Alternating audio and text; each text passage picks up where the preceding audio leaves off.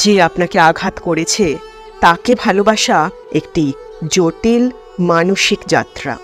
নিজেকে একটু জিজ্ঞাসা করুন, আমি কি শর্তহীনভাবে ভালোবাসি, নাকি বিনিময়ে কিছু আশাও করি? মা শারদার কথা আমাদের মনে করিয়ে দেয় যে সত্যিকারের ভালোবাসা সীমাহীন, নিঃস্বার্থ এবং প্রত্যাশা বর্জিত। আমাদের উচিত নিজেদের এবং অন্যদের মধ্যেকার দেবত্বকে সম্মান করা। বুঝুন যে ক্ষমা অতীতকে পরিবর্তন করে না, তবে আপনার ভবিষ্যৎকে অবশ্যই বড় করে।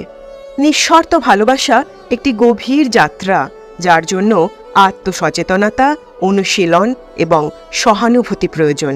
আসুন এই রূপান্তরকারী প্রেমকে লালন করার জন্য কিছু বাস্তব পদক্ষেপ অন্বেষণ করি। আপনার সম্পর্কের প্রতিফলন করুন এবং এমন ক্ষেত্রগুলি চিহ্নিত করুন যেখানে আপনি নিঃস্বার্থ প্রেম অনুশীলন করতে পারেন। ব্যক্তিগত মঙ্গল এবং সামাজিক সম্প্রীতির উপর সমান ভালোবাসার প্রভাব উপলব্ধি করুন। চাহিদা ছাড়াই ভালোবাসার চ্যালেঞ্জগুলো অন্বেষণ করুন। আমরা কিভাবে তাদের কাটিয়ে উঠতে পারি সেটা নিয়ে একটু ভাবুন।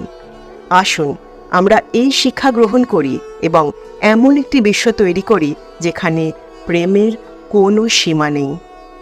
নিজেকে নিঃশর্ত ভালোবাসা দিয়ে শুরু করুন। আপনার ত্রুটি, অপূর্ণতা এবং শক্তি, এই সমস্ত কিছুকেই একইভাবে অ্যাকসেপ্ট করুন। আপনি যখন নিজেকে ভালোবাসেন, তখন আপনি সেই ভালোবাসাকে অন্যের কাছে প্রসারিত করতে পারেন। শর্তহীন ভালোবাসা এক নিছক অনুভূতি। আপনার ফোকাস আবেগ থেকে কর্মে স্থানান্তর করুন। নিজেকে জিজ্ঞাসা করুন, আমি কিভাবে আমার আচরণের মাধ্যমে ভালোবাসা প্রকাশ করতে পারি? বিনিময়ে কিছু পাওয়ার শর্তে ভালোবাসাকে এড়িয়ে চলুন। বুঝুন, নিঃশর্ত ভালোবাসা মানে ভালোবাসায় অন্ধ হওয়া কিন্তু নয়। আপনি যাকে ভালোবাসেন তার ইতিবাচক এবং চ্যালেঞ্জিং উভয় দিকই অ্যাকসেপ্ট করুন।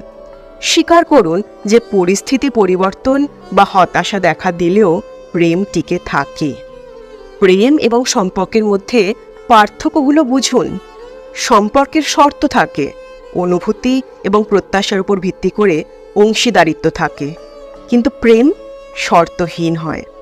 নিঃশর্ত ভালোবাসার অর্থ ক্ষতিকর আচরণ সহ্য করা নয়, প্রয়োজনে স্বাস্থ্যকর সীমানা নির্ধারণ করুন। অন্য ব্যক্তির সুখ এবং মঙ্গলকে অগ্রাধিকার দিন। তাদের অনুভূতি রক্ষা করার জন্য মিথ্যা বলা এড়িয়ে চলুন। পরিবর্তে তাদের ব্যথা মোকাবিলা করায় তাদের সমর্থন করুন। সত্যিকারের প্রেম প্রত্যাশা এবং চাহিদা থেকে বিচ্ছিন্ন। নিজের জন্য সুবিধা না চেয়ে প্রকৃতপক্ষে হৃদয় দিয়ে প্রেম করুন। ভালোবাসার মানুষদের দোষ ত্রুটিগুলোকেও অ্যাকসেপ্ট করুন।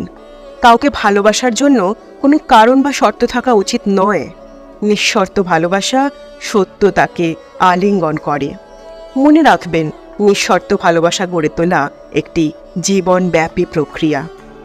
আপনার প্রয়োজনটা কী সেটা বুঝুন। বাস্তববাদী হন। আপনার চাহিদা পূরণ না হলে সম্পর্কে থাকা আপনার জন্য স্বাস্থ্যকর কিনা তা বিবেচনা করে দেখুন। যা হয়েছে তা স্বীকার করুন, কিন্তু বেদনাদায়ক স্মৃতিতে আটকে থাকবেন না। মহাকাব্য রামায়ণে ভগবান রাম রানী কৈকেয়ীকে ক্ষমা করেছিলেন। তিনি তার নির্বাসন ঘটিয়েছিলেন। রাম যখন রাজা হিসেবে অযোধ্যায় ফিরে আসেন, তখন তিনি প্রথমে কৈকেয়ীর কাছে যান, শ্রদ্ধায় তার পাপ স্পর্শ করেন। কৈকেয়ী তার ক্ষমা ও ভালোবাসায় অভিভূত হয়েছিলেন। রামের কাজটি বিশ্বাসঘাতকতার মুখেও ক্ষমার শক্তির উদাহরণ দেয়। এই গল্পটি আমাদের মনে করিয়ে দেয় যে ক্ষমা একটি শক্তিশালী গুণ, যা ক্ষত নিরাময় করে এবং জীবনকে রূপান্তরিত করে।